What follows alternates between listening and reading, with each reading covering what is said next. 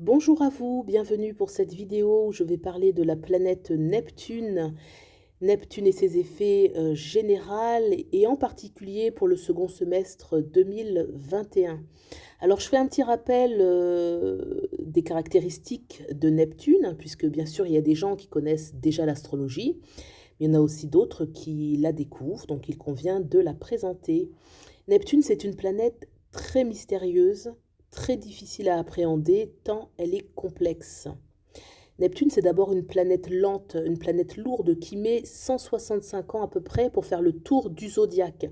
Donc elle va transiter chaque signe environ 14 ans. Actuellement, elle est dans le signe des poissons depuis 2012 et elle va sortir du signe du poisson en janvier 2026. On voit que la planète a donc beaucoup de temps pour agir en profondeur sur le signe qu'elle transite. Donc son impact, il agit de façon durable et peut teinter en fait nos expériences et notre caractère sur du long terme. Hein. Donc Neptune, c'est une planète qui travaille sur nous à notre insu, de façon sous-jacente, de façon subtile. C'est moins égoïque, moins visible que les planètes dites personnelles, que sont le Soleil, Mars, Vénus, Neptune, qui, elles, vont vraiment représenter notre personnalité. Au contraire, Neptune, c'est beaucoup plus caché, c'est plus dans le causal de nos actions, de nos pensées. Neptune, alors on pense à Poséidon, le dieu des mers, hein, c'est la planète des océans, des profondeurs des océans. L'eau est reliée à nos émotions, donc on voit par là que Neptune, c'est une planète d'émotivité. Et c'est difficile en fait de saisir les émotions, elles sont insaisissables, elles peuvent être calmes à l'image des eaux calmes, elles peuvent être parfois à l'image des eaux mouvementées, elles peuvent être parfois à l'image des eaux troubles, parfois aux profondeurs. Donc c'est difficile de saisir un petit peu toute cette richesse émotionnelle que nous donne Neptune. C'est aussi une planète liée à notre inconscient. Et qui peut saisir l'inconscient? Puisque par définition, c'est ce qui nous échappe, c'est ce qui nous dépasse. Et pourtant, l'inconscient agit sur nous de façon subtile. Donc on comprend déjà que Neptune, c'est une planète complexe. Alors, on l'a dit, Neptune est actuellement dans le signe des poissons et elle est maître dans le signe de poissons puisqu'elle est maître des eaux. Dans ce signe, donc, elle est puissante. La planète Neptune va agir puissamment. D'ailleurs, elle est en rétrogradation du 25 juin 2021 au 1er décembre 2021 et elle va donc agir en profondeur, encore plus en profondeur, en rétrogradation. Les énergies neptuniennes sont plus profondes, plus subtiles et elles peuvent un petit peu secouer subtilement nos expériences.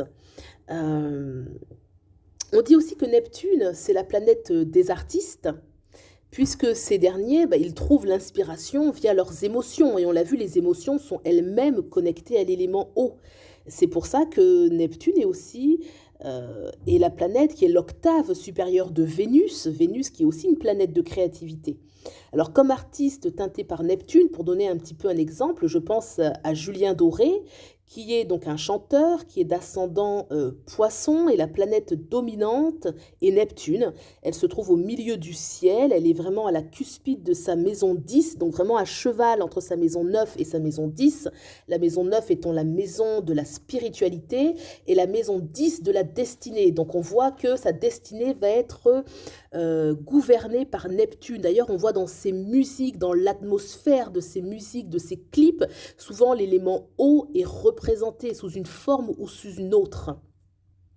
Petite parenthèse pour qu'on voit un petit peu comment est-ce que Neptune peut teinter une personnalité. Alors Neptune, c'est aussi une planète qui permet la dissolution, à l'image de l'eau toujours. Hein. Elle peut dissoudre ce qu'elle trouve sur son passage, hein. Donc ça peut être les choses qui nous font mal, donc ça va être un bien, mais ça peut être aussi les choses auxquelles on est attaché.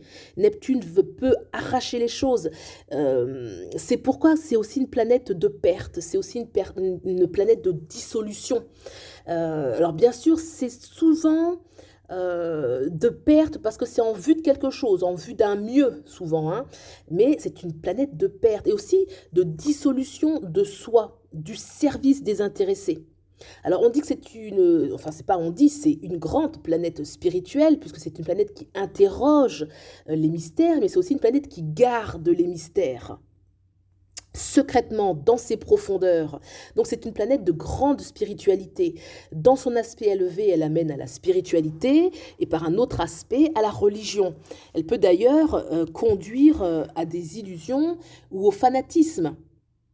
Alors de même que l'on ne perçoit pas les fonds des océans et qu'on n'en voit que la surface depuis la terre ferme, avec Neptune, le fond des choses nous est souvent imperceptible, d'où sa réputation à apporter de la confusion, de l'illusion, surtout lorsqu'il y a de mauvais aspects. Donc comme je disais, l'aspect supérieur amène à une grande spiritualité et l'aspect inférieur peut amener à de grandes confusions, à du fanatisme. Aussi, que se passe-t-il dans les fonds des océans? On ne le sait pas trop, hein. Donc Neptune va représenter les mondes cachés, donc ce qui est glauque, dans ce qui est caché, la délinquance, la drogue, l'alcool, les services secrets.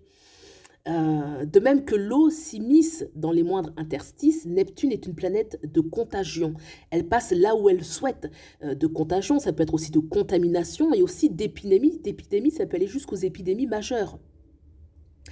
Donc, vous l'avez compris, c'est une planète qui est importante, qui est sublime par sa profondeur spirituelle, les mystères cachés, la créativité quasi infinie de Neptune, et en même temps une planète qui est très inquiétante et dont il faut peut-être se méfier un petit peu afin de comprendre un petit peu comment elle peut agir dans nos vies et d'en démasquer ses effets dans nos expériences.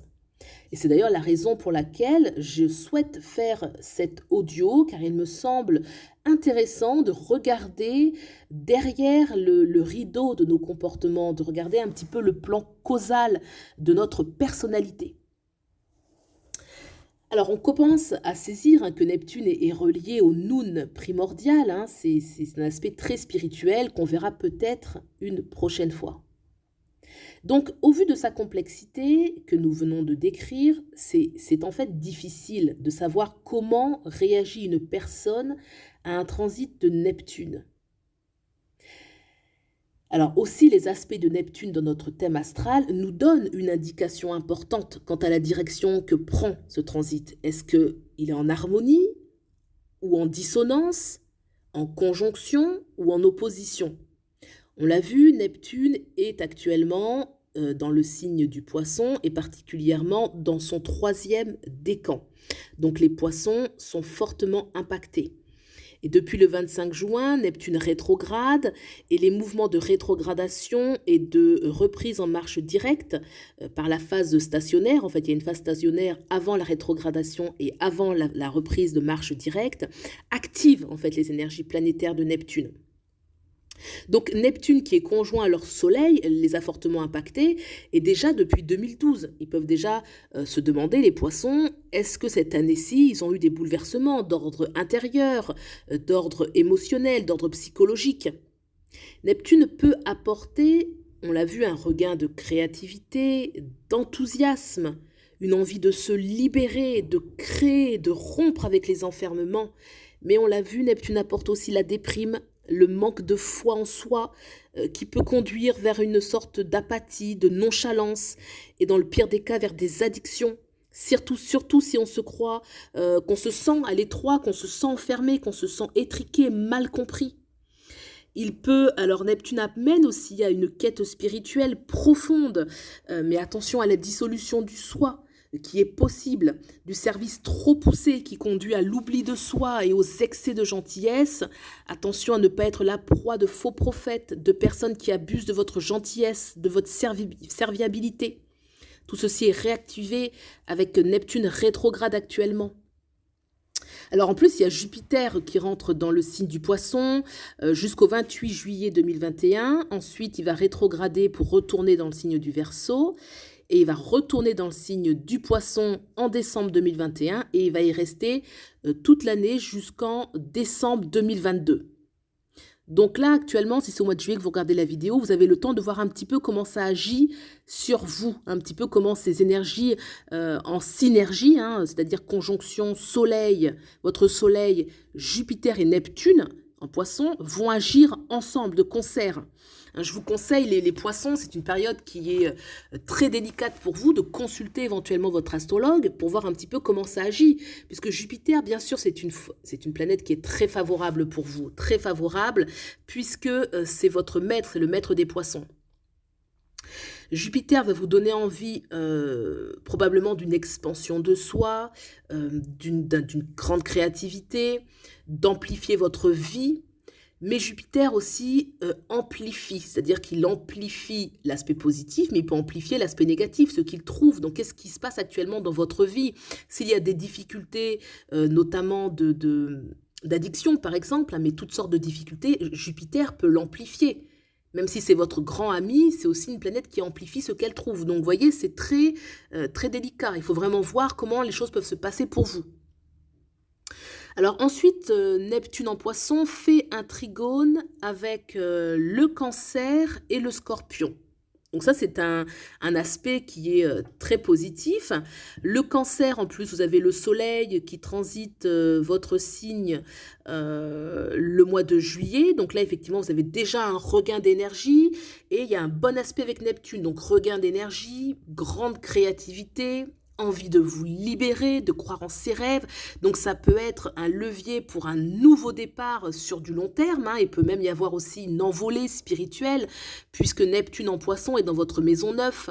Maison 9 qui est la maison de la spiritualité, des connaissances, une envie aussi de voyager, de prendre le large, de vraiment passer à quelque chose de nouveau. On peut être très inspiré. Un Neptune inspire énormément, ça va puiser loin et dans nos profondeurs. En plus, Jupiter va envoyer, hein, qui est maître de la maison 9, hein, la maison 9 par analogie c'est Jupiter, donc il va envoyer un aspect harmonique, donc il peut vraiment y avoir une envie de libération pour vous les cancers. Il peut y avoir aussi avec le Cancer une prédisposition, une invitation à développer des dons d'intuition, médiumnique, pourquoi pas, selon aussi où se trouve votre lune, donc c'est aussi au cas par cas. Alors, on avait vu ensuite qu'il y avait le Scorpion qui était aussi en trigone avec Neptune. Alors, le Scorpion, dans son archétype, c'est un signe qui est capable de transformation, de profondeur, qui est capable d'avoir une vie intense et même intensément spirituelle.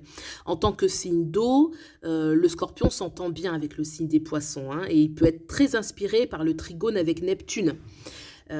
Pluton est en aspect de sextile, donc c'est un bon aspect. Pluton va apporter son soutien pour qu'il y ait de grandes transformations, des grandes remises en question. Mais c'est vrai que Pluton en sextile amène aussi des morts renaissances. Donc ça peut être quand même des morts renaissances inspirées par Neptune qui amène beaucoup de nouveautés. Donc il peut y avoir vraiment en fond de vos expériences quelque chose de positif pour vous, mais c'est toujours quand même des planètes qui sont difficiles parce qu'elles tiraillent énormément. Donc ça va dépendre un peu comment les scorpions vivent justement ces planètes, puisque mal vécues, attention quand même aux scorpions, au paradis artificiel, aux addictions de toutes sortes. L'addiction, ça peut être bien sûr, on pense à la drogue, à l'alcool, mais ça peut être au sucre, au sexe, ça peut être à beaucoup de choses, parce que le scorpion, c'est quand même un signe qui en général aime les sensations fortes et a besoin de vivre dans l'intensité. Donc il faut voir vraiment à la lumière de tout votre thème, je pense. Alors, on a ensuite l'aspect harmonique avec Taureau et Capricorne, donc les signes de terre qui sont dans un aspect de sextile, donc très positif aussi. Alors, les taureaux, vous avez déjà Uranus, hein, Uranus dans le signe des taureaux actuellement, jusqu'en 2026 aussi.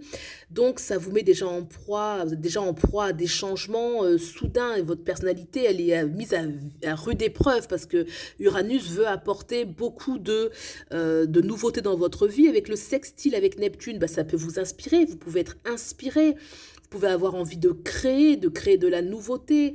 Il y a vraiment une invitation à vous renouveler, à aller vers une plus grande créativité, une plus grande spiritualité que vous pourrez peut-être incarner dans votre quotidien, d'autant qu'Uranus et Neptune s'entendent très bien et peuvent vraiment vous élever. Alors c'est vrai que Pour les taureaux, souvent on aime la stabilité, on n'aime pas les grands changements, mais là il y a une invitation qui vous force presque parce que ce sont des planètes, notamment en plus il y a aussi Pluton qui est en trigone avec Uranus, donc la transformation avec Pluton, hein.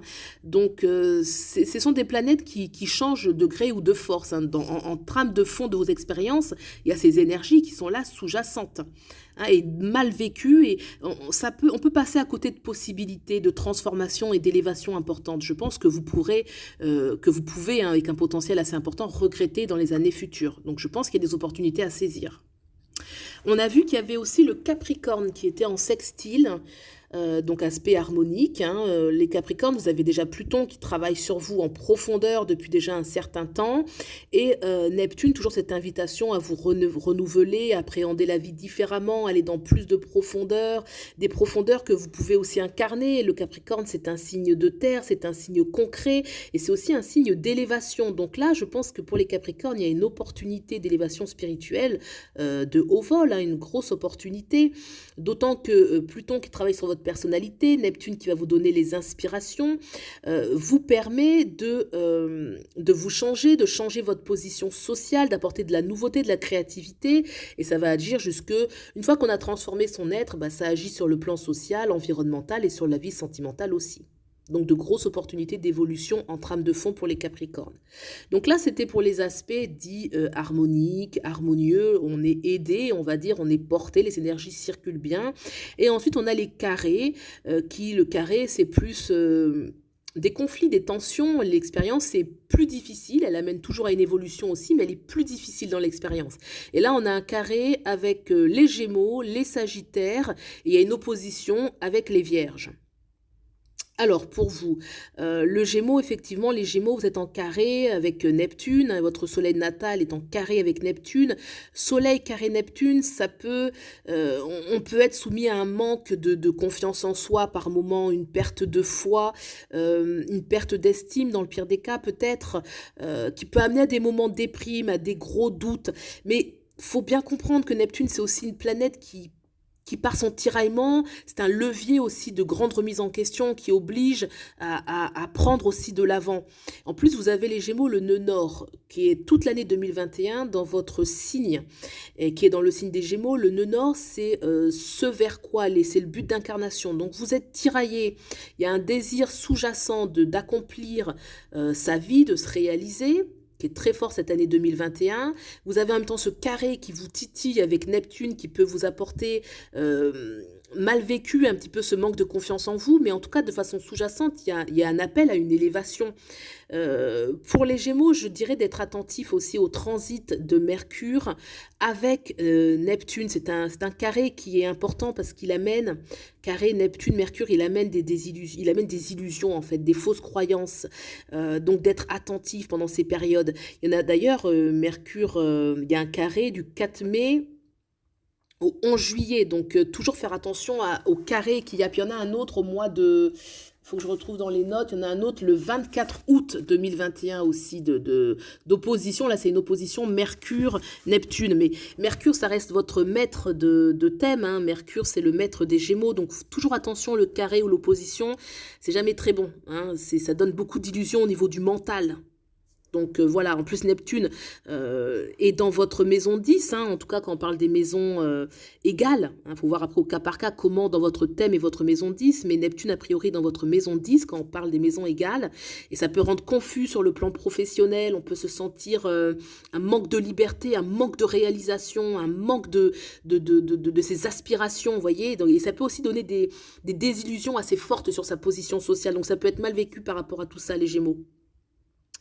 Alors en carré, on a aussi le Sagittaire qui justement, lui, il a besoin de liberté et il peut avoir en trame de fond un sentiment justement où il est bloqué, ou faire attention aussi aux illusions, les Sagittaires, parce qu'il y a quand même de l'excès d'optimisme, de l'excès, il y a une nature qui est généreuse chez le Sagittaire, hein, par Jupiter, votre maître, de l'optimisme, de la générosité, de la bienveillance, et puis ce carré-là, ça peut aussi vous amener certaines illusions dans vos relations, des illusions par rapport aussi à vos aspirations, comme Neptune est dans votre maison 4, le foyer, hein, il peut y avoir une envie d'évasion.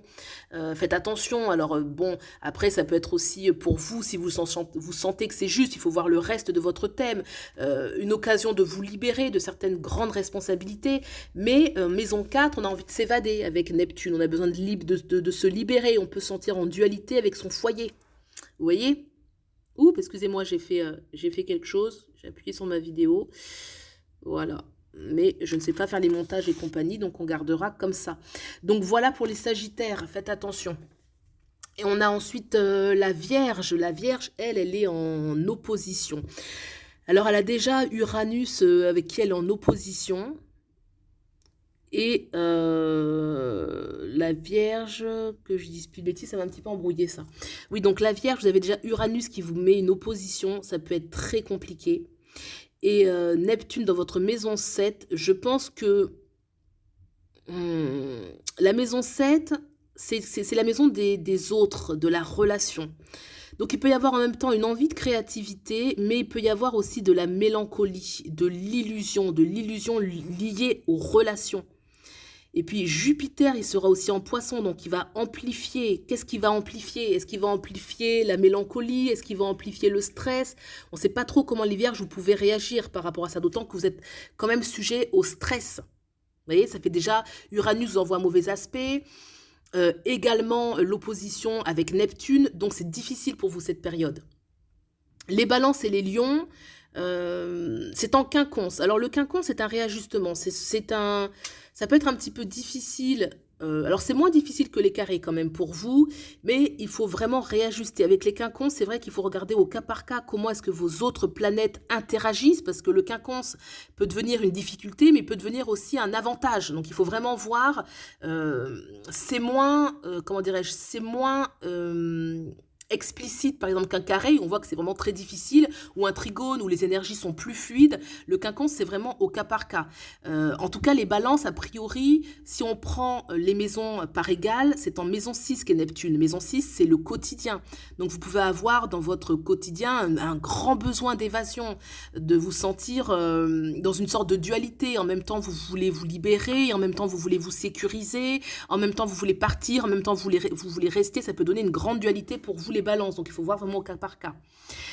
Ensuite, on a les béliers. Alors les béliers, Neptune est dans votre maison 12.